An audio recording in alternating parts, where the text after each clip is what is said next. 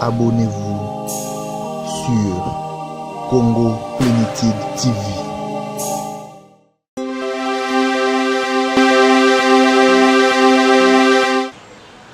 Mbote mingi bandeko balandi ya Congo Plénitude TV ya solo biso ya bino tolobaki ete matière eza ebele kasi tokolongola ndambu kaka ndenge tolakaki bino bandeko ya Congo Plénitude TV ya solo bokobanda ozala kaka na actualité pamba te mwa yiki ezali na kati ya mboka na biso Congo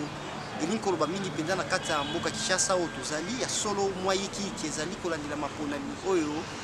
tozali na yango kasi nzoka te ntango mosusu bandeko bapoliticien bakobetsaka biso mpe mutu ntango mosusu nde ekosengaka biso topusanaka pembeni na bango balimbolaka nini mpenza oyo ezali pamba te mutu ekomi kosala mpe mwa pasi bandeko ya bapoliticien mutu ezobeta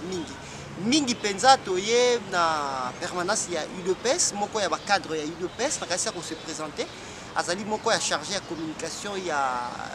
grand parti ya UDPS ozali ya mboka na biso baza bongo na Ligue des Jeunes nde toyambie kasi ye akoki kolimbola mwa moke mpona bandeko ya Congo Plénitude TV bozali kolanda ososola nini ezoleka mpenza na mboka na biso Kinshasa kasi ya solo ndeko azali pembeni na biso na kombo ndeko Jean-Luc pambote na yo mbote. Ok, tolinto yebisa bandeko balandi ete ozali chargé ya communication ya Ligue des Jeunes, ya grand parti, ya UDPS, grand parti, ya Afrique na lobaka. Moi yiki ezali na kati ya mboka na biso, pamba te tokutaki na maetalaki ya Genève, tomonaki boretiraki signature na bino, ndeko mwana mboka président national ndeko Félix Tshisekedi oyo tobengaka Faci. Baretiraki balobi ezali base or bino boza chargé ya communication c'est-à-dire bino boza parmi barepresentant base wana eza nini mpenza. Merci beaucoup ndeko journaliste nazobana na kosembola moke naza chargé ya communication mpenza te naza secrétaire national en charge de la communication et NTIC adjoint, c'est-à-dire dans notre département. Je suis l'adjoint, le titulaire c'est M. Symphorien Tumba, c'est lui qui est le titulaire du département. Moi je suis chargé de communication, chef adjoint. Je réponds au nom de Tumba Mwamba Jean-Luc au sein de la Ligue des Jeunes de l'UDPS. Binomoko boyokaki makambo elekaki na kati na mboka na biso na ba aventure oyo elekaki na kuna na Suisse. Ezalaki aventure moko pour ba enterrer UDPS parti oyo ya peuple. Pourquoi makambo nyonso esalemaki kuna esalemaki na motema mabe motema likundu. Bana mboka bayoka ba jeune nyonso bayoka na lingi na limbola penza ndenge makambo ezalaki. Ndeko Fayulu a assuré le président Félix Tshisekedi motema ya ba peuple que non na ko voter yo. Tant bakomi kuna a voter été a salo to benge kana politique traîtrise. Na traîtrise wana bana mboka bandaki kozela que non kombo Félix Tshisekedi ebima mais tango ebimaki te omonaki biso base totelemaki tobi que non mayelekaki na kati ya Suisse biso tondimi yango te yawande biso jeunesse ya UDPS topesaki président na biso oyo biso tokelaka motema 24 heures de temps tellement que président na biso ayokelaka biso jeunesse makasi yawande moni akokisa ata 24 heures de temps oyo biso topesaki te les mêmes jours alobaki na Top Congo olandaki a retiré signature na ye ezalaki na ndenge bato bazali kobanza ou bien bazo expliquer te ezalaki bongo te parce que biso base nde toboyaki makambo nyonso elekaki na kati ya Genève ezalaki nango bien te balobi ete ezalaki motema mabe parce que bino bolingi kaka parce que soki tozoloba démocratie bino bomonaki kaka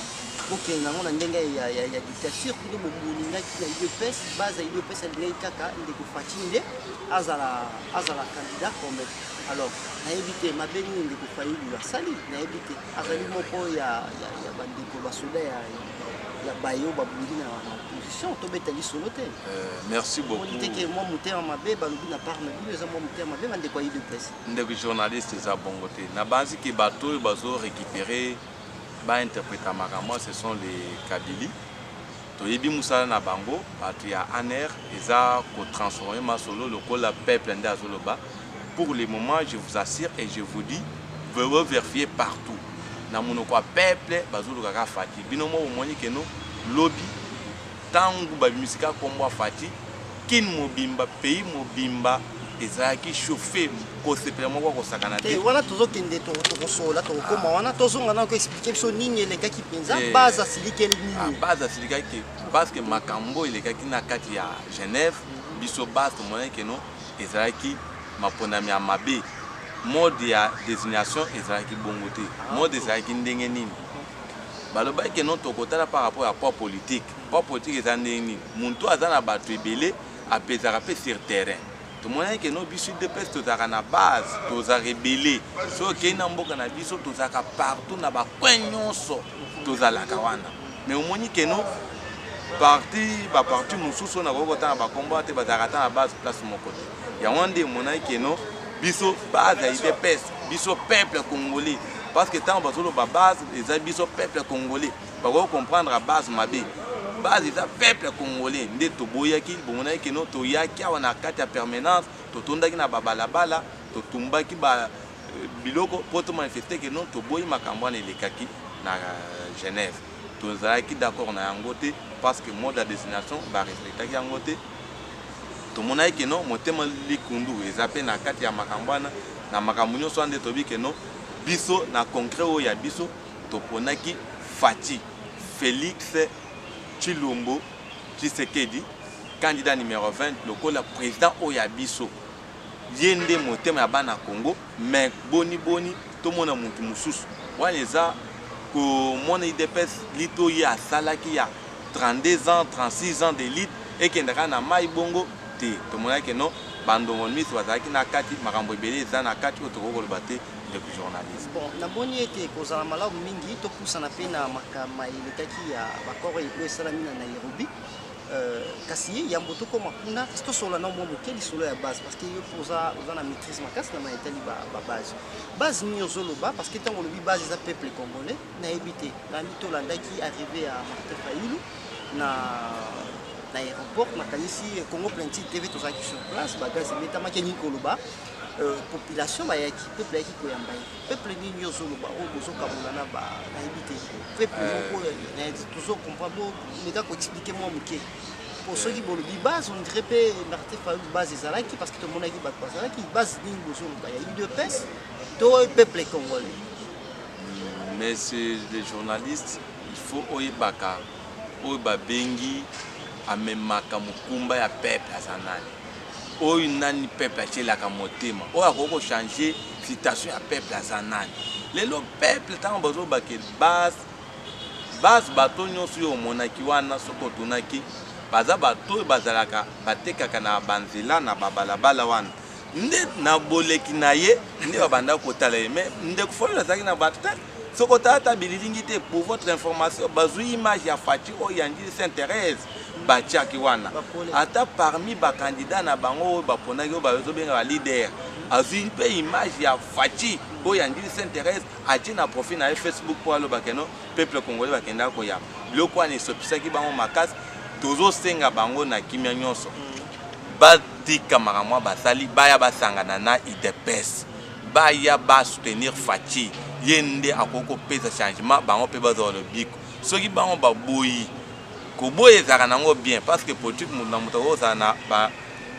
point de vue na ye mais biso tozosenga ke no tosenge tozala bomoko po tokenda maponami baoyo bamoni ke no bakoko désister en faveur ya Fati parce que oyo ya biso candidat oyo akosala ke peuple lobi alobima na bowumbo ya 17 ans ya ndeko Kabila ezaka Fati yende omoni ke no akobimisa peuple na bowumbo ya wande moneki base ezalaki te kobima na aéroport ti akendaki nzela azalaki polele oyebi ke no Fati kolongwa na ye mokolo ya meeting kolonga kaka limité po akoma triomphal asalaki na fe ya 1h30 2h elakisaki ke no base bazalaki na Fati partout batonisaki baboulevard ata mutu moko te mutuka ezalaki koleka te yango nde base eza nini eza peuple congolais oyokaki ata na France Macron alobelaki makambo ya base alobaki ke no les peuples français baza na posa bayoka bango eza base wana nde ngai na kokenda koyebisa makambo. C'est-à-dire tant bazoloba base eza pas un groupe des individus nde bango bazoloba, mais eza tout un peuple. Ce peuple congolais ba place nyonso boyoka keno na Lubumbashi na est ya République bato batelemaki na ba Congo bipai nyonso baboyaki maponami oyo esalemaki wana ya bandongolo miso ya motema mabe oyo ezalaki na kati. Matondo mingi bandeko balandi ya Congo Plenty TV nakanisi bozozwa explication vraiment oyo esengelaki bozwa kasi ndeko biso tolingi topusana tosola masolo ya mayele kaki lobi na Nairobi nakanisi bakor wana etuisaki mpe makanisi ya bato balobi ekomi théâtre parce que ekozala bongo lokola est ce que boza sûr lokola boyokani wana ya UNC na UDPS mpona kobimisa candidat commun ndeko Faci siko kosalama te lokola susu théâtre ntango mosusu ndeko Kamera koretire mpe te parce que ye mpa koluka yoka babase parce que ezosalama ndenge nini bino yambo bokende kosigne bosola na base te ntango bosigne après base alobaki boalobaki omoni te ke mbili ngambili ekozala te boza sûr na ndeko Kamera epamba te bino na opposition mwa mingimingi na mwa mikolo ya ebandeli ya période oyo tokotaki mpona baélection bondimaki ndeko Kamera te na kouta na ye na pouvoir po ya na opposition ozalaki na batâtonnement mingi misusu kutu azobenga ye caméléon est-ce que boza mpenza na confiance na ye ya ndeko Kamera bino na UDPS boza mpenza na confiance na ye pamba te bandeko bilili oyo ekotikala tokozongiselaka bino yango ntango tokomonaka soki baluki so tokozongiselaka bino bilili oyo. Ok, ndeko journaliste nalingi nayebisa yo boye vi ke makambo elekaki na Genève nde esalaki keno biso tosangana na ndeko Kamera soki oyokaki na elobeli ya président na biso candidat numéro 20 oyo peuple congolais bakovote alobaki boye biso tolingi bomoko soki otata accord oyo basigné batiki susu porte ouvert pour oyo nyonso kozala mposa aya epai ya biso aya UDPS aboyaka na ye motu te oyo esangisi biso eza boyokani parce que oyoki kene makambo oyo esalemi na motema moko ya transparence ezalaki na kati eza accord transparence mpo baponi ndeko Faci soki ezalaki ndeko yoka na biso ndeko nazoyebi biso keno transparence ezalaki na kati yango nde oyokaki basignaki accord wana soki transparence ezala te tolingaki tosigne te mpo olakisa keno base esepelaki biso lobi awa tozalaki na permanence awa babase ya INC bayaki awa tosepelaki na bango elongo awa balobi keno biso tobandaki kolokaka Faci kutu na tata topostiaki wana Faci nde azalaki mokonzi na biso c'est-à-dire biso tozalaka bato te oyo tolukaka oyo esalemi eza volonté ya base oyo eza base ya INC eza base ya UDPS bango nyonso bandaki kozala keno moto azogarantir bango baza ndeko Faci yango nde monaki keno bazalaki na permanence tosepelaki na bango elongo c'est-à-dire ata président interfédéral na bango mpe alobaki keno base na biso babanda kozala kaka Faci nde abima azala mokonzi ye nde biso nyonso tokosoutenir. Merci beaucoup nakanisi wana ekozala malamu mingi topusana lisusu na maye oyo susu ntango mosusu ekozala mwa yikiki na kati ya mboka po tozomona yango mpe tozosentir yango tomonaki lobi bandeko ya INC bayaki elongo na bino base ya INC bayaki kosepela na bino kasi esalaki mpe mwa panike na mboka kasi bolobi nini mpona maye ekosala malobi mokolo mwa lobi toyebi te soki lobi lundi to mpe mardi ekoki koconfirme bandeko balandi ya Congo Plenty arrivé ya mwana mboka le président national ya UDPS arrivé na bango ekozala pour quand bakoya mokolo nini koboyamba bango. Oui, merci. Nazobenga la Ligue des jeunes de l'UDPS, nazobenga ba jeunes nyonso peuple congolais nyonso ba base nyonso ya UDPS na INC na ba peuple congolais nyonso akisi au changement mokolo ya mardi le 27 boya ebele koleka po boyamba président oyo ya bino Félix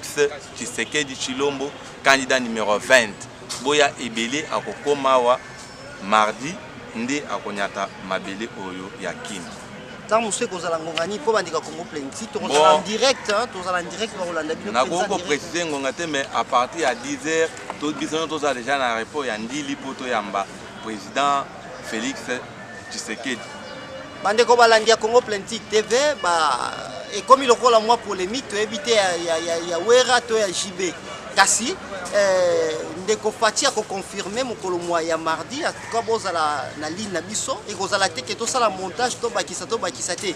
kasi to kozala na ligne to kozala en direct mardi bolanda biso en direct et puis ndenge ndeko lobi bandeko ba ebele na aéroport to ya bandeko Fati to ya mbabango ndeko koki kozala na liloba ya suka mpona bandeko balandi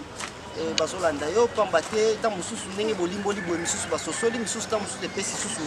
mwa iki na mutu bosali synthèse ya mwa moke ya mai nyonso okolobi bandeko balanda bino yango mokuse po tokolo. Merci beaucoup oyo nakoko oyebisa peuple congolais ta yango oyo bozala distrait te bolanda gauche à droite te candidat aza se moko